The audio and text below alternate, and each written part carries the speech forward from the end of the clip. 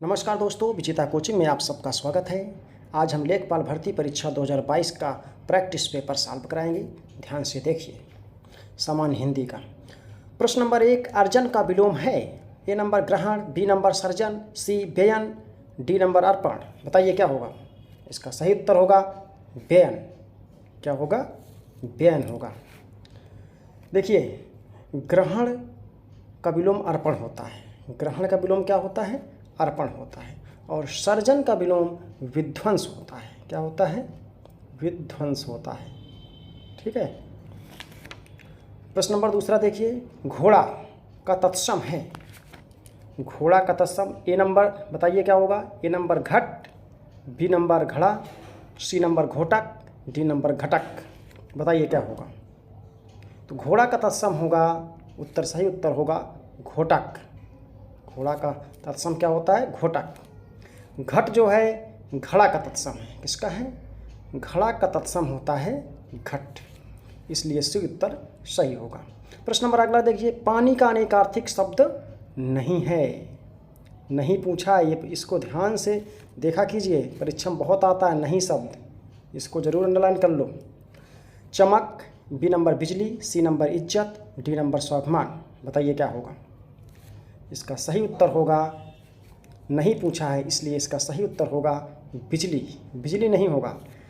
पानी का चमक होता है, इज्जत होता है, स्वाभिमान होता है। ठीक है। बिजली जो होता है इसको बिजली, विद्युत को कहते हैं। एक कान का गहना भी होता है, उसको भी बिजली कहते हैं। प्रश्न नंबर 4 देख लीजिए, पुल्लिंग शब्द कौन सा है। ए नंबर अफीम, बी नंबर अहिंसा, सी नंबर आशीर्वाद, डी नंबर आपदा। बताइए क्या है। पुल्लिंग शब्द पूछा है तो पुल्लिंग शब्द होगा, देखिए अफीम तो स्त्रीलिंग है, अहिंसा स्त्रीलिंग है, और आपदा स्त्रीलिंग है। केवल आशीर्वाद, अच्छा आशीर्वाद। कैसा आशीर्वाद? अच्छा। तो अच्छा शब्द पुल्लिंग होता है, इसलिए ये होगा सही। अफीम अच्छी अफीम होता है, अच्छी शब्द स्त्रीलिंग होता है, अफीम। अहिंसा, ठीक है। और आपदा, ठीक, आपदा आई, तो आई शब्द स्त्रीलिंग है, इसलिए ये भी है। ठीक है। इस प्रकार आशीर्वाद सही उत्तर सही होगा इसका। 5वां प्रश्न देखिए, सदैव बहुवचन का प्रयोग होने वाला शब्द कौन सा है।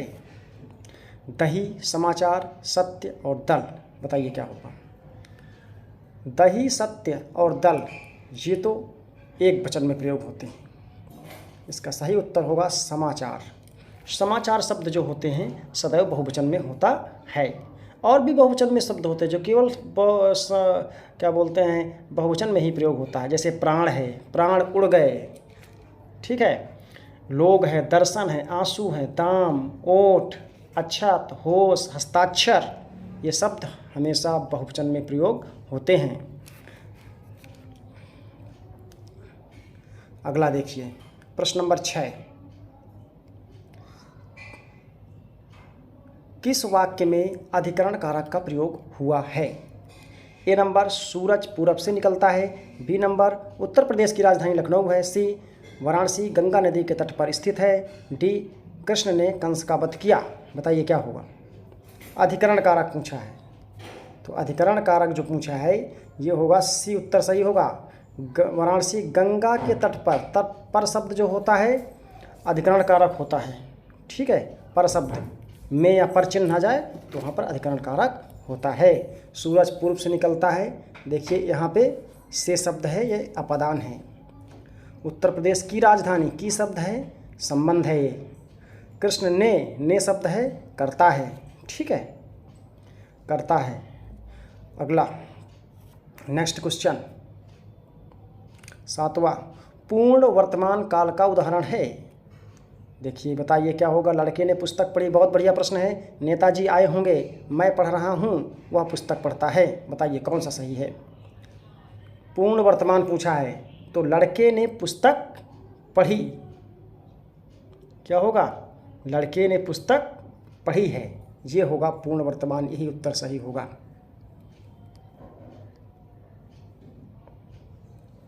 चलिए आगे देखिए, इसकी व्याख्या देख लीजिए।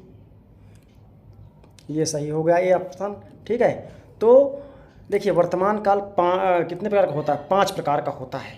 वर्तमान काल। काल तो 3 प्रकार के होते हैं, भूत, भविष्य और वर्तमान। और वर्तमान काल 5 प्रकार का होता है। सामान्य भूत, सामान्य वर्तमान होता है पहला, दूसरा तात्कालिक वर्तमान होता है, तीसरा पूर्ण वर्तमान होता है, चौथा संदिग्ध वर्तमान होता है और 5वां संभाव्य वर्तमान होता है। तो लड़के ने पुस्तक पढ़ी, ये पूर्ण वर्तमान काल है। पूर्ण वर्तमान काल की परिभाषा क्या है? जब वर्तमान काल में कार्य पूर्ण होने का बोध हो कि कार्य हो चुका है, तो वो क्या होगा? पूर्ण वर्तमान होगा। ठीक है। अब देखिए, एक होता है नेताजी आए होंगे, ये कैसा है? देखिए संदिग्ध वर्तमान है, आए होंगे संभावना है। ठीक है। और मैं पढ़ रहा हूँ, तात्कालिक वर्तमान है, मैं पढ़ रहा हूँ। ठीक है, ये तात्कालिक वर्तमान है, काल जब चल रहा हो। और वह पुस्तक पढ़ता है, ये सामान्य वर्तमान काल है। कैसा है? सामान्य वर्तमान काल है। प्रश्न नंबर अगला देखिए, 8वां प्रश्न। वह शब्द जो किसी शब्द से पूर्व जुड़कर उस शब्द का अर्थ बदल देते हैं। ठीक है, लंबा प्रश्न था। वह शब्द जो किसी शब्द से पूर्व जुड़कर उस शब्द का अर्थ बदल देते हैं कहलाते हैं क्या? सर्वनाम, अव्यय, उपसर्ग, तत्सम। बताइए क्या होगा? इसका सही उत्तर होगा उपसर्ग होगा। क्या होगा? उपसर्ग होगा। देखिए, उपसर्ग जो होते हैं शब्द के पहले लगते हैं, जैसे प्राधनकार प्रकार हो जाएगा। ठीक है, आधन आहार आहार हो जाता है। ये सब क्या? उपसर्ग है। सर्वनाम क्या होता है? जो संज्ञा के स्थान पर प्रयोग किए जाते हैं, जैसे मैं है, हम हैं, तुम हैं, तुझे है, मुझे है, सर्वनाम है। अव्यय क्या होते हैं? अव्यय जो होते हैं वे शब्द होते हैं जिनके रूप में लिंग, वचन, पुरुष और कारक का कोई प्रभाव नहीं पड़ता है, जैसे किंतु, परंतु, लेकिन। ये सब क्या है? अव्यय हैं। और तत्सम क्या होते हैं? तत्सम मूल जो भाषा के शब्द होते हैं, जो संस्कृत भाषा के शब्द हैं, ठीक है, उनको कहते हैं तत्सम। तत् माने उस, सम माने समान, उसके समान। किसके समान? संस्कृत भाषा के समान जो शब्द है उसको कहते हैं तत्सम। नेक्स्ट क्वेश्चन, 9वां प्रश्न देख लीजिए, आपके स्क्रीन पर आ गया है। कटक का अनेकार्थी शब्द नहीं है, बताइए क्या उत्तर होगा? सेना, शिविर, व्यंग, चटाई। बोलिए। इसका सही उत्तर होगा व्यंग होगा। क्या होगा? व्यंग होगा। देखिए, सेना और शिविर, चटाई ये कटक का अनेकार्थी शब्द हैं। एक समूह भी होता है कटक का। ठीक है। और व्यंग नहीं होता है। व्यंग मतलब ताना जिसे दिया जाता है। प्रश्न नंबर 10, ठाकुर शब्द का स्त्रीलिंग क्या होगा? बताइए। बहुत बढ़िया प्रश्न है। ठाकुरी, ठाकुरिन, ठाकुराइन, ठाकुरानी। इसका सही उत्तर होगा, क्या होगा? बताइए। सी ऑप्शन सही होगा। क्या होगा? सी ऑप्शन क्या है? ठाकुराइन। जैसे पंडित, पंडिताइन ऐसे बनते हैं। ठीक है, और शब्द गलत है। प्रश्न नंबर 11 देखिए, बुढ़िया शब्द को बहुवचन में परिवर्तित करने के लिए शब्द के अंत में क्या जोड़ना होगा? बताइए। ऑप्शन है आइन, ई, चंद्रबिंदु, अनुस्वार। बताइए क्या बनेगा बहुवचन में बुढ़िया का? बुढ़िया का जो बनेगा इसका सही उत्तर होगा चंद्रबिंदु।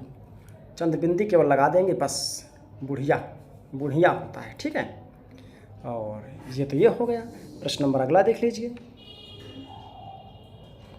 अगला प्रश्न ये स्क्रीन पे। प्रश्न नंबर 12, किस मुहावरे का अर्थ अति बहादुर होता है? ए नंबर सोने पे सुहागा, बी युधिष्ठिर होना, सी गति होना, डी रुस्तम होना। बताइए क्या होगा? इसका सही उत्तर होगा रुस्तम होना। सोने पे सुहागा होना इसका मतलब बेहतर होना। युधिष्ठिर होना इसका मतलब होता अत्यंत सत्यप्रिय होना। प्रश्न नंबर 13, 14 ये पैसेज है, इसको देख लीजिए, उसके अनुसार उत्तर देना है। आप पढ़िए ध्यान से, ये लिखा हुआ है, आराम से पढ़िए। ये आ गया।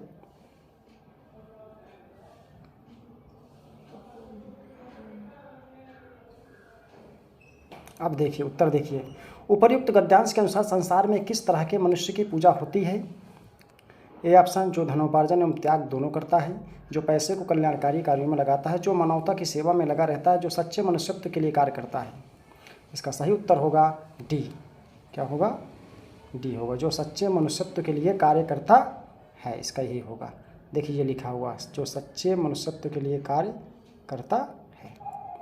अगला प्रश्न है धन की पूजा से क्या अभिप्राय होता है? इसका धन से ज़्यादा मानवता प्रबल है, या धन कमाने वाला अधिक नाम नहीं कर पाता, धन की पूजा व्यक्ति को स्वार्थी बनाती है, धन कमाने की अपेक्षा सच्चा मनुष्य होना ज़्यादा अच्छा है। इसका सही उत्तर होगा, क्या होगा बताइए? इसका सही उत्तर होगा बी। क्या होगा? बी। धन कमाने वाला अधिक नाम नहीं कर पाता। प्रश्न नंबर अगला देखिए, पुष्प शब्द का पर्यायवाची निम्नलिखित में से कौन सा है? सूसन, क्षणप्रभा, सुमन, सुमन। इसका सही उत्तर होगा, क्या होगा? सुमन होगा। देखिए, सूसन ये शब्द नहीं होता है, सुमन भी नहीं होता है, और क्षणप्रभा जो है ये बिजली के लिए आता है। किसके लिए आता है? बिजली के लिए आता है क्षणप्रभा। बिजली है, सौदामिनी है, ठीक है, चपला है, ये सब बिजली के पर्यायवाची है। प्रश्न नंबर 16 देखिए, जो नया आया हो के लिए एक शब्द कौन सा है? बताइए। नवागंतुक, नया, नवीन। इसका सही उत्तर होगा नवागंतुक।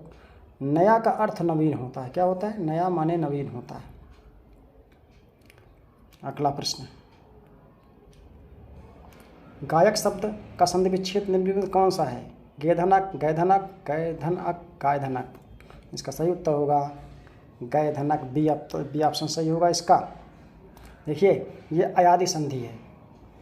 ए ओ ऐ औ के बाद कोई भी स्वर आता है तो ए का ऐ, ओ का औ, ऐ का आय, औ का आओ हो जाता है। जैसे गैधनक ऐ है, इसमें ऐ का क्या हो जाएगा? आय हो जाएगा, ठीक है। तो गा या हो जाएगा, आइए इसमें जुड़ जाएगा या, आधा या होता है, ठीक है, आ जुड़ जाता है या में, तो क्या बन जाएगा? आगे का बचेगा गायक बन जाएगा। तो ये अयादी संधि है। ये आपके आ गया है। पाप शब्द का, किसका? पाप शब्द का विलोम निम्नलिखित में से कौन सा है? पुण्य, निपात, पुण्य और पुण्या। क्या होगा बताइए? पाप शब्द का पुण्य, पाप का पुण्य होता है, बिल्कुल सही, पहला ही सही हो गया। निपात माने अंत होता है। पुण्य और पुण्या ये शब्द गलत लिखे हुए हैं, ठीक है। 19 शब्द देख लीजिए, 19 प्रश्न का उत्तर दी, 19 प्रश्न गलत दिया है इसमें, ठीक है। आप 20 देखिए, क्योंकि इसमें सम कहीं नहीं लगा हुआ है। प्रश्न नंबर 20 देखिए, घर आंगन, घर आंगन शब्द में निम्नलिखित में से कौन सा समास है? तत्पुरुष समास, द्वंद्व समास, कर्मधारय समास, बहुब्रीहि समास। घर और आंगन होगा। क्या होगा? घर और आंगन, द्वंद्व समास होगा इसका सही उत्तर। तत्पुरुष में कारक शब्द होते हैं, ठीक है, उत्तर पद प्रधान होता है। द्वंद्व वाला जो देख रहे, द्वंद्व में दोनों पद प्रधान होते हैं, घर भी प्रधान है और आंगन भी प्रधान है, ठीक है। कर्मधारय में विशेषण आवत है, विशेषण आता है, ठीक है, ये भी उत्तर पद ही प्रधान होता है, ठीक है। और बहुब्रीहि में अन्य पद की प्रधानता होती है। प्रश्न नंबर अगला देख लीजिए, 21 नंबर प्रश्न क्या है?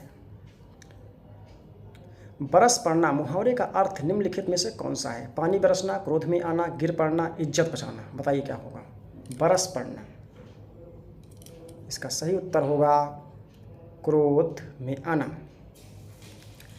प्रश्न नंबर 22 देखिए, परिणति शब्द का शुद्ध रूप क्या होगा? बताइए। परिणति, परिणति, परिणति, परिणत। तो इसका सही उत्तर होगा परिणति। सी ऑप्शन सही होगा 22 नंबर का। प्रश्न नंबर 23 देखिए, दावानल, बहुत बढ़िया प्रश्न है। दावानल, इस एक शब्द के लिए उचित अनेक शब्द चुनिए, मतलब एक शब्द चुनिए। अनेक क्यों दे दिया इसमें, ठीक है। पेट की आग, जंगल की आग, समुद्र की आग, पानी की आग। तो दावानल, जो दावानल होता है, बताइए क्या होगा इसका उत्तर? इसका उत्तर क्या होगा? दावा माने जंगल होता है। क्या होता है? दाव, जंगल को कहते हैं। तो जंगल की आग जो होती है उसको कहते हैं दावानल। जो पेट की आग होती है उसको जठराग्नि कहते हैं, ठीक है, जठर। और जो समुद्र की आग होती है उसको कहते हैं क्या? बड़वाग्नि। बड़वा से बना हुआ बड़वाग्नि, ठीक है। प्रश्न नंबर 24 देख लीजिए, निम्न जिसका वर्णन नहीं किया जा सके उसके लिए कोई एक शब्द बताइए। बताइए क्या होगा? वर्णनीय, अवर्णनीय और अनवर्णनीय, कथनीय। इसका सही उत्तर होगा अवर्णनीय। अमृत शब्द का सही अर्थ बताइए क्या होगा। पीयूष, सुधा, गंगाजल, अमी। देखिए अमृत शब्द का पीयूष होता है, सुधा होता है, अमी होता है, केवल सी ऑप्शन नहीं होगा गंगाजल। ठीक है। और पीयूष, अमृत, सुधा, अमी, पीयूष, मधु, सुरभोग, ये सब क्या होते हैं? अमृत की पर्यायवाची होती है। इस प्रकार 25 प्रश्न आपके समाप्त होते हैं। यदि सेशन अच्छा लगा हो तो चैनल को सब्सक्राइब कीजिए, लाइक कीजिए और शेयर कीजिए और कमेंट भी कीजिए। धन्यवाद।